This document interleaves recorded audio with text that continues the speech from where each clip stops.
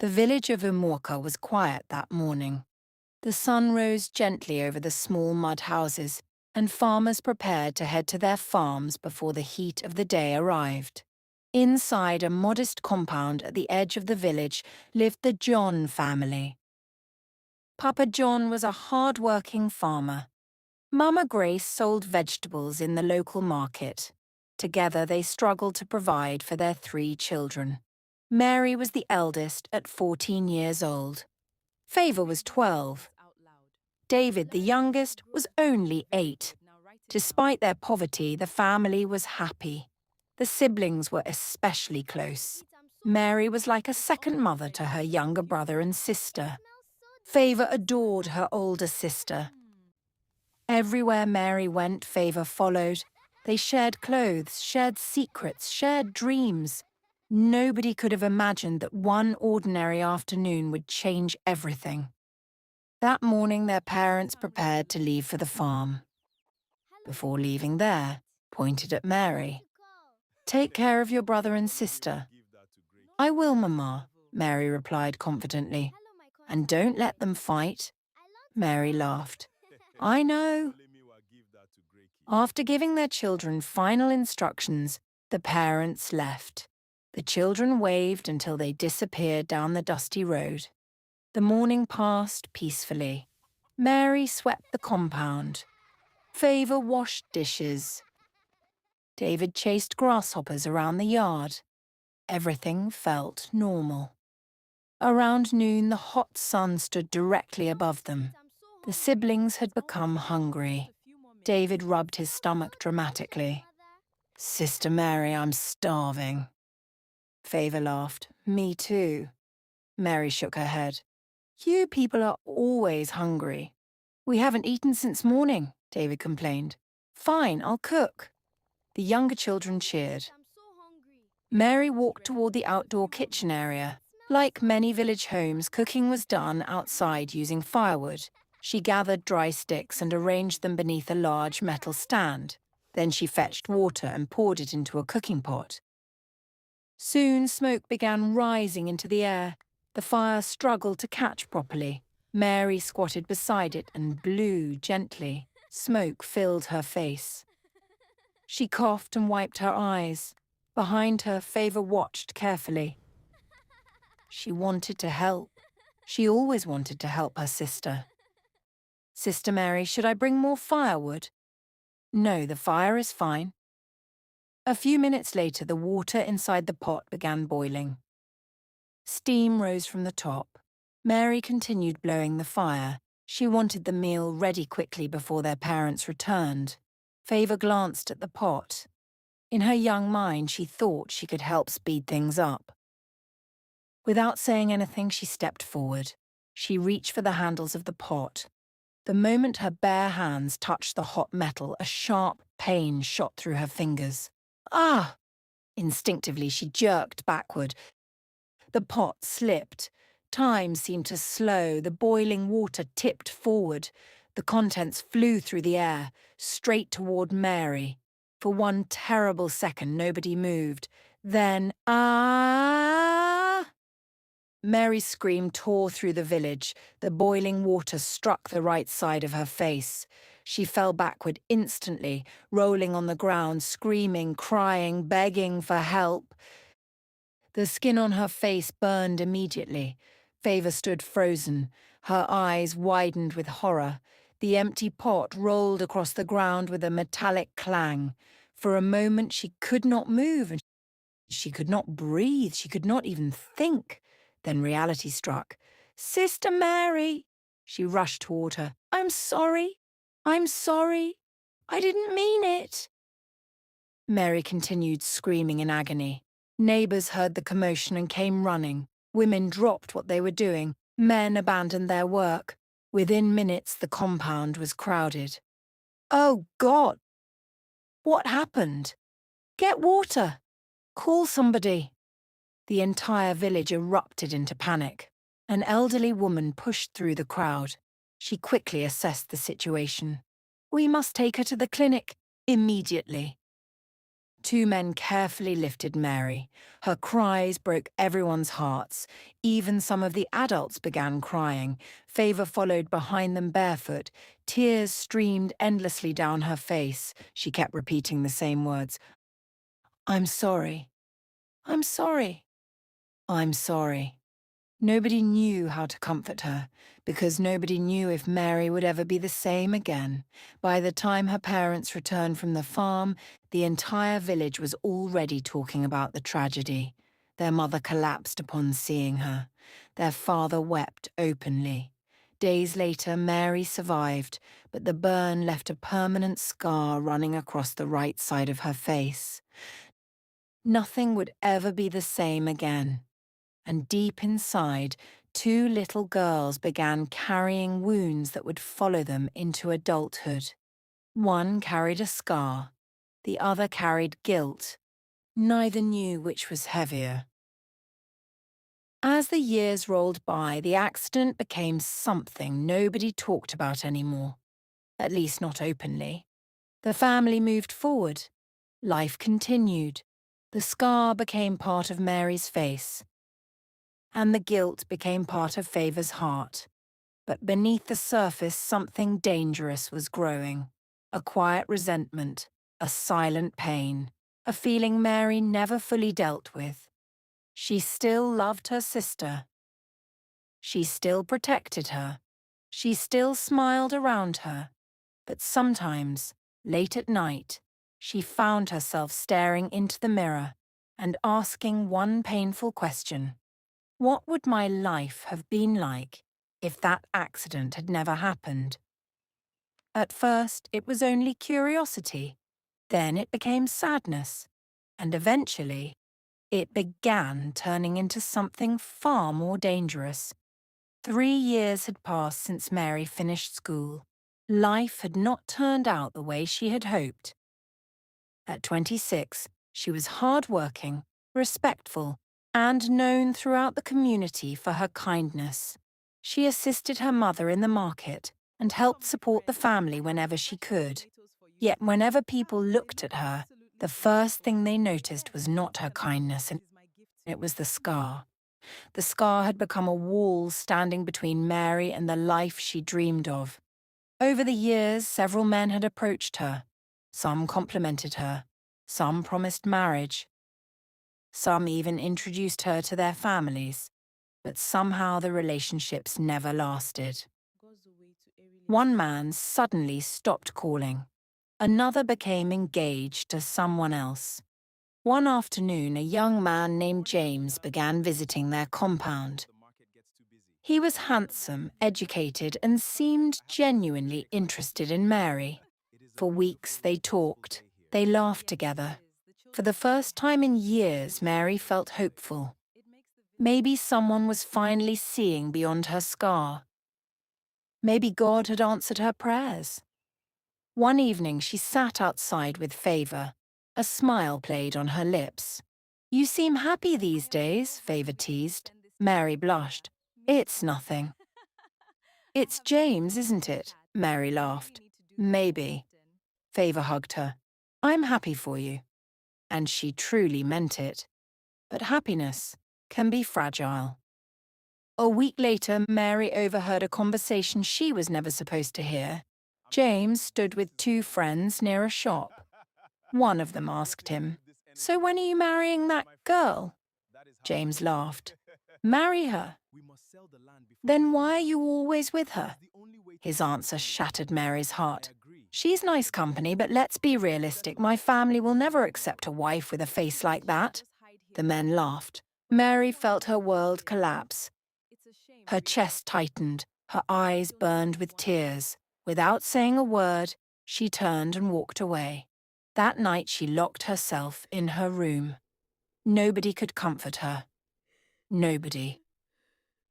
Not even Favor. When James later came looking for her, she refused to see him. The relationship ended before it truly began.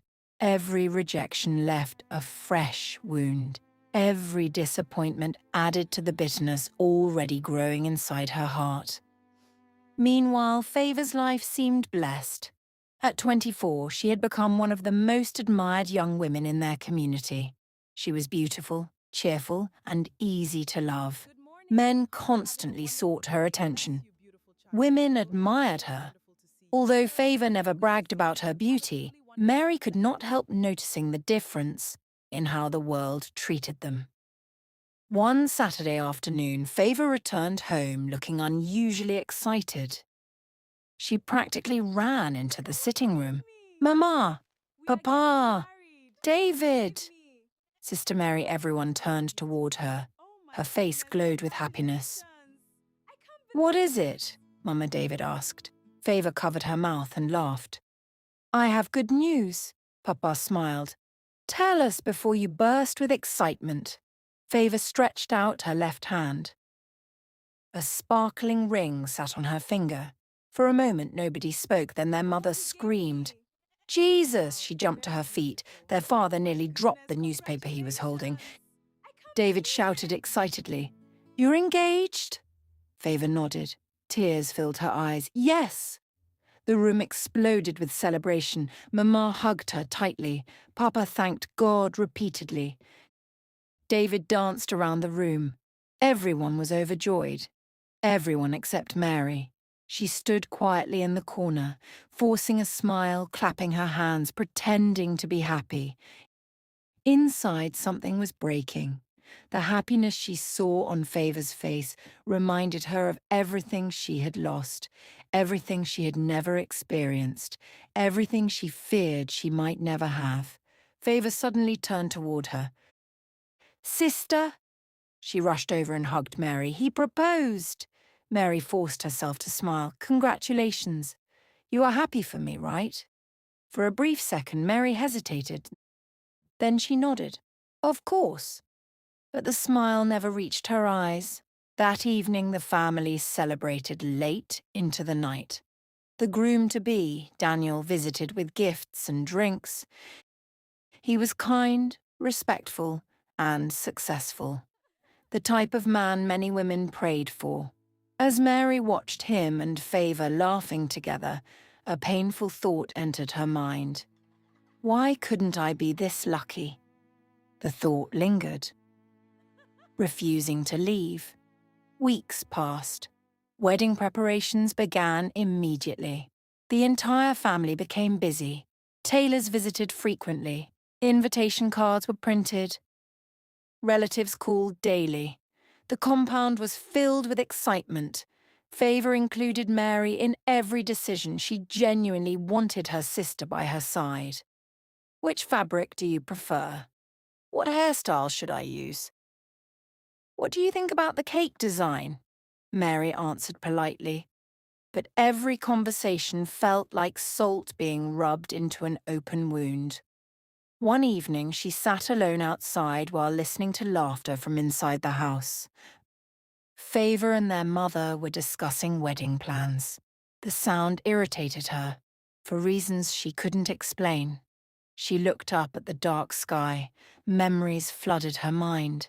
The accident, the clinic, the scar, the insults, the heartbreaks, the rejection from James, the endless loneliness. One memory followed another, until eventually they all merged into a single, painful belief. My life changed because of Favor. She knew it wasn't entirely fair. She knew it had been an accident. But bitterness rarely listens to reason. A few days later, she overheard two women discussing the wedding. They didn't know she was nearby. Favor is such a beautiful girl. Daniel is lucky. Look at her face, she looks like a queen. The second woman lowered her voice, unlike the elder sister. Both women laughed softly. Mary stood frozen. The words pierced her heart. She quietly walked away before they could see her. That night she cried alone, not because she hated Favor, not because she wanted her happiness destroyed, but because she desperately wanted happiness for herself. The morning of Favor's wedding arrived bright and beautiful. The compound was already buzzing with activity before sunrise. Women moved about carrying food trays, decorators hurried to finish the final touches. Relatives arrived from neighboring towns. Laughter filled the air, music played from large speakers. It was supposed to be one of the happiest days in the family's history. After all the years of hard work and sacrifice, the parents were finally preparing to give their daughter away in marriage. Inside her room, Favour sat before a mirror while professional makeup artists worked on her face. She looked radiant. The white wedding gown hanging nearby seemed made just for her.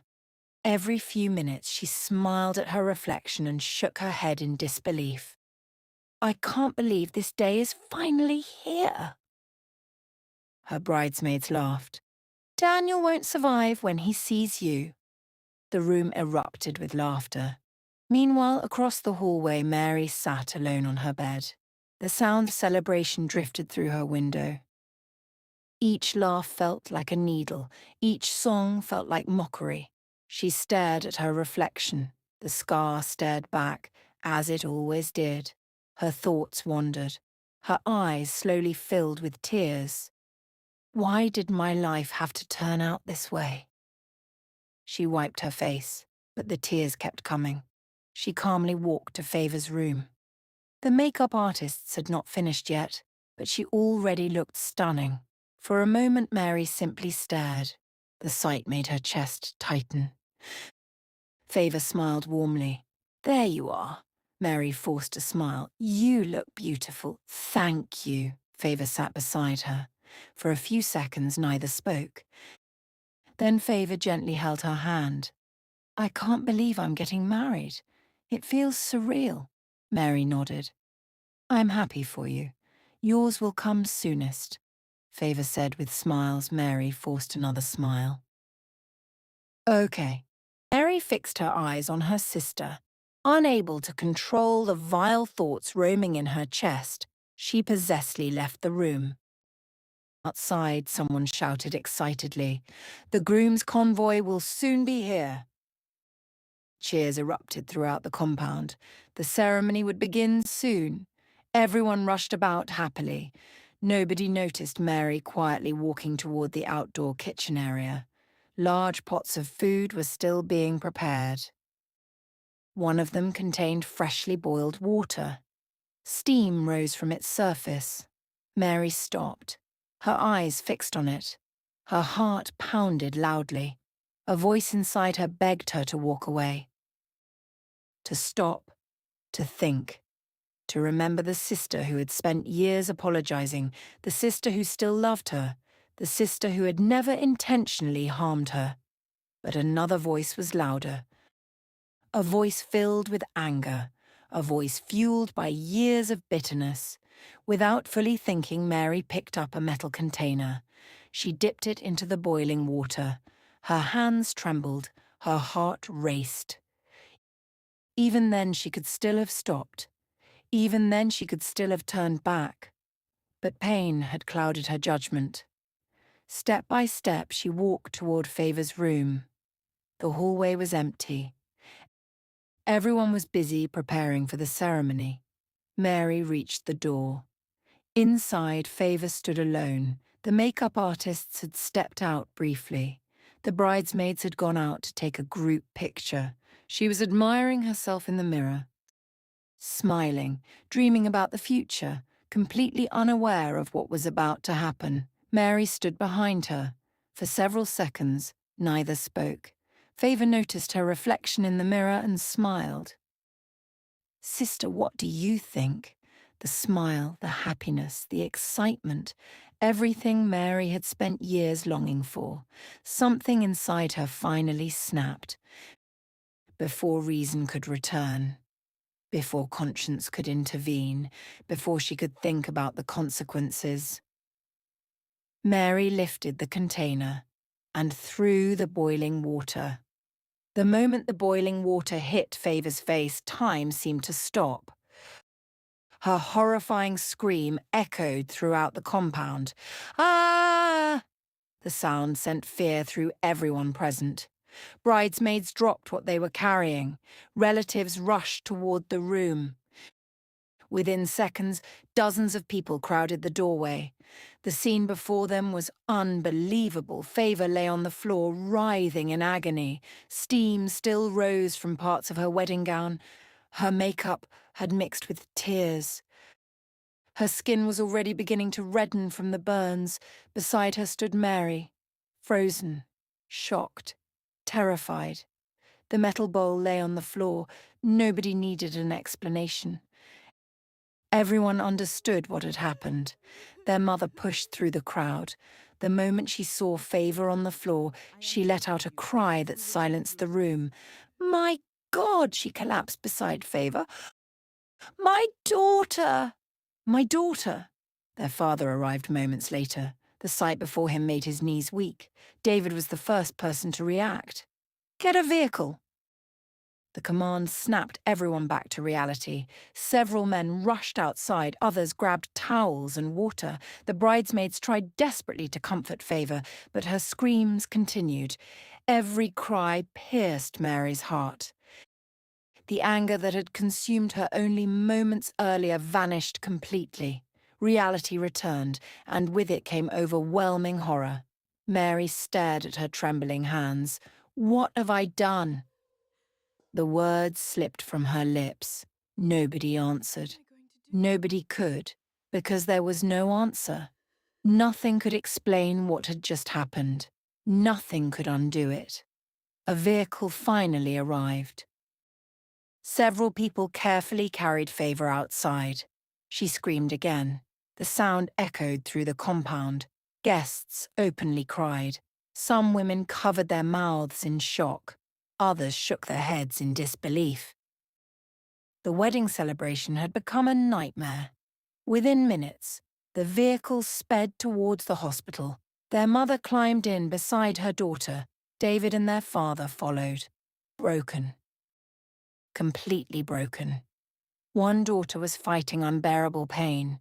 The other had caused it. His family had been destroyed in a matter of seconds. The hospital immediately admitted Favor. Doctors and nurses rushed around her. Pain medication was administered. Specialists were called. The family waited outside the treatment room. Hours passed. The waiting area was silent except for occasional sobs from Mama Grace.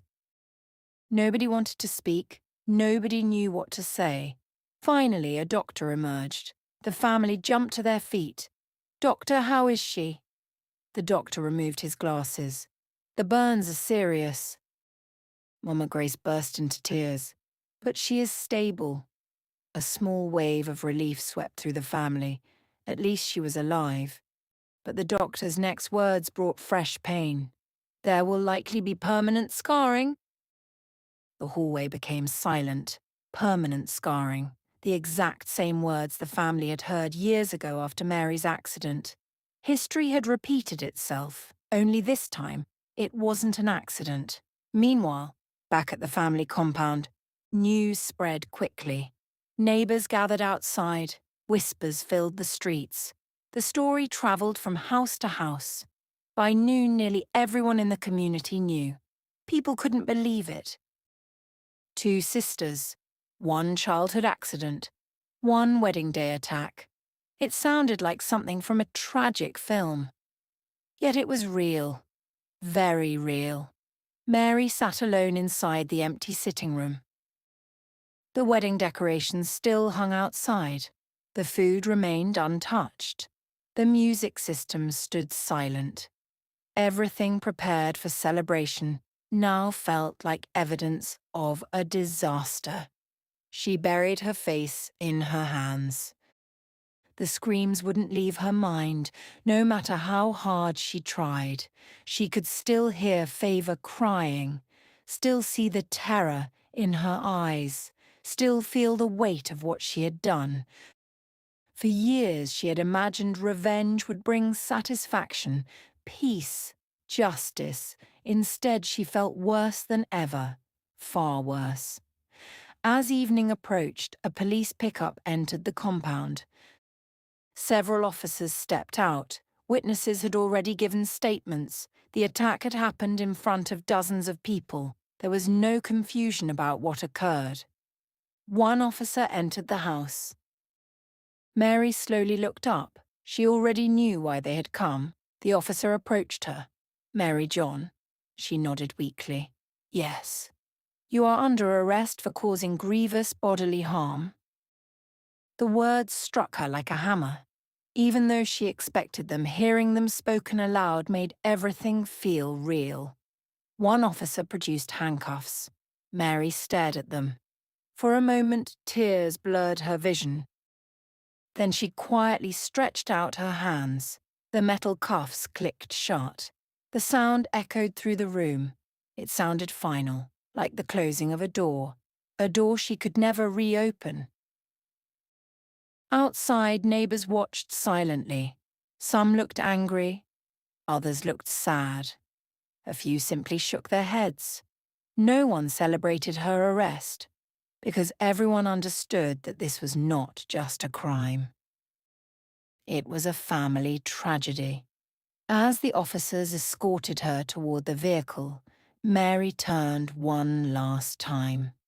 Watching the compound, which was filled with laughter, turned sorrowful. 3 months after the incident, Favor slowly recovered. She was still beautiful but scarred. Daniel was with her through and through, despite people encouraging him to move on. One evening he knelt and re-proposed to Favor. "Will you still marry me?" Favor stared at him. Speechless, she touched the scar on her face. "I don't look the same anymore." Daniel reached for her hand. "I didn't fall in love with your face." Tears filled her eyes. "I fell in love with your heart." Favor broke down crying. For the first time since the attack, she felt truly seen, truly loved. They got married in the most beautiful way. Friends and family were in awe of their undying love. While Favor rebuilt her life, Mary faced the consequences of hers. Prison was nothing like she imagined.